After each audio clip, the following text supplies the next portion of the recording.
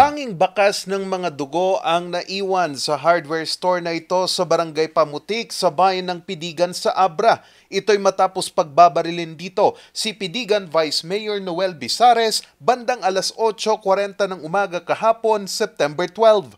Mag-isa na nagbabantay that time. Then may isang motorcycle na black nag-stop doon sa harapan ng construction supply nila. Bumaba yung rider, pumasok sa loob, tapos pinutukan si Mr. Noel Menor Bizares.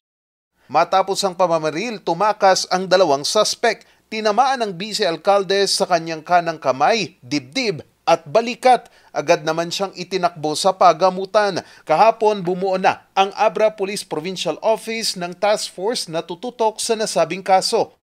Ongoing pa yung mga backtracking ng mga investigators natin. Nagtutulungan na yung mga imbes ng NPS, particularly Pidigan NPS, saka yung mga national support. Hindi naman masasabi ng PNP kung konektado ito sa nalalapit na halalan sa 2025. Patuloy pa rin ang investigasyon ng PNP sa nasabing kaso. Mayroon na ring kopya ang PNP sa video ng CCTV kung saan kita ang mga suspect pero tumanggi muna silang isa publiko ito. Charles Nicolimon para sa Luzon Headlines.